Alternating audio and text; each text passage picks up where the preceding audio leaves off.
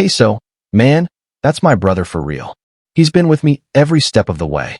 That was Yungeen Ace talking about Ksoo, his right-hand man from the jump, the one who swore loyalty and said he'd ride till the wheels fell off. But right now, that bond doesn't look unbreakable anymore. Ksoo just went live on IG putting Ace on blast for not holding him down while he's stuck behind bars. And trust me, that was just the first shot fired. This whole thing runs deeper than brotherhood.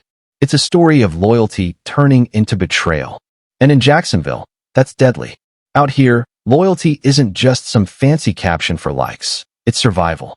One wrong move can cost you your life. For years, Ace and Ksoo were locked in tight, harder than concrete.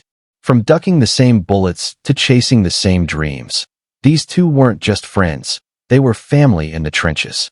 They split the same meals, stacked the same bread, and carried the same scars. But even the strongest foundations can crumble.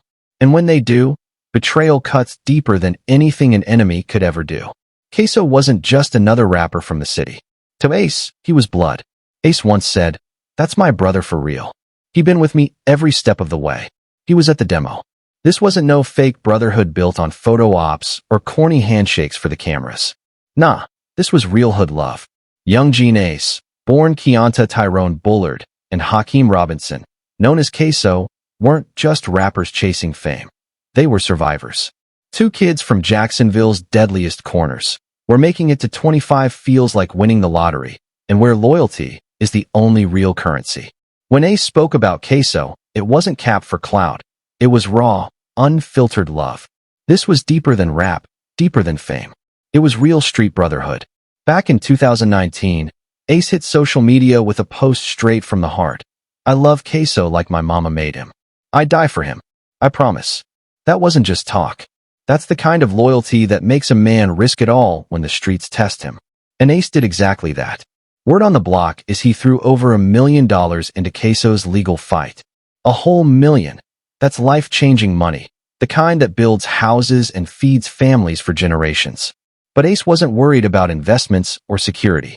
His mind was locked on one thing: keeping his brother from rotting in a cell. This wasn't half-stepping either. Ace literally drained himself dry, going broke just to keep Ksoo's defense alive. On his 2025 track, "I'm Sorry," Ace even admitted the financial hit, spitting about his bank account running low while a baby was on the way. That's when you know it's real, when a man is willing to gamble his own family's future just to give his brother a shot at freedom. But here's the cruel twist. It's straight-up hood irony. The very music meant to honor their bond ended up stabbing Ksoo in the back. Ace's 2018 hit, "So Homicide," a track built to put shine and respect on Ksoo's name, got flipped by prosecutors in court, used as proof of motive. Imagine that. Your brother drops a fire track, hyping you up, putting your name on the map, only for the same bars to be twisted into evidence to bury you deeper behind bars. Prosecutors argued Ace's lyrics weren't just rhymes, they were blueprints. Proof of premeditation and calls for violence. Some people even started saying Ace was dry snitching without realizing it, handing the prosecution the ammo they needed to bury Ksoo for life. The whispers on the block grew louder. Maybe Ace wasn't as solid as everyone believed. Maybe the bond was already cracking right there in the courtroom. And the trial? Man, it was hood drama at its worst. Prosecutors pulled out everything: dash cam footage, fingerprints on the murder weapon, and social media posts that read like confessions. But the knockout blow wasn't the evidence. It was the betrayals from inside Ksoo's own circle.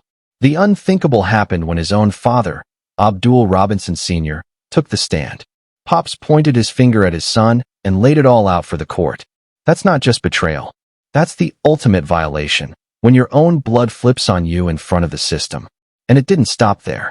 Dominique Buddha Barner, someone who was supposed to be solid, folded under pressure and spilled everything. He walked the court through the whole play like he was narrating a true crime documentary. Who did what, when it went down, and even why. The courtroom looked like a family reunion straight out of a nightmare.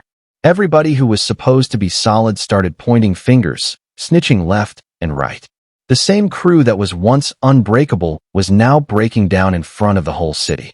Meanwhile, Ace sat on the sidelines, forced to watch after dropping a fortune on lawyers who couldn't change a thing.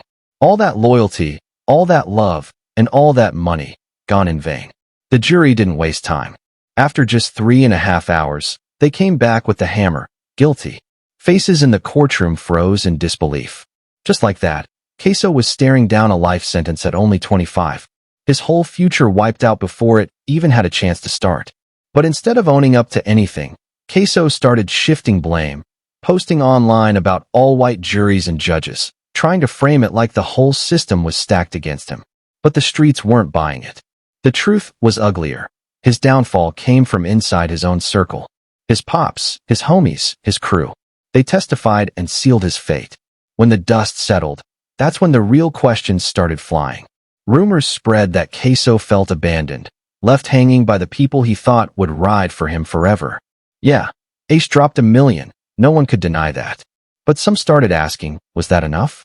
Could a real brother have done more?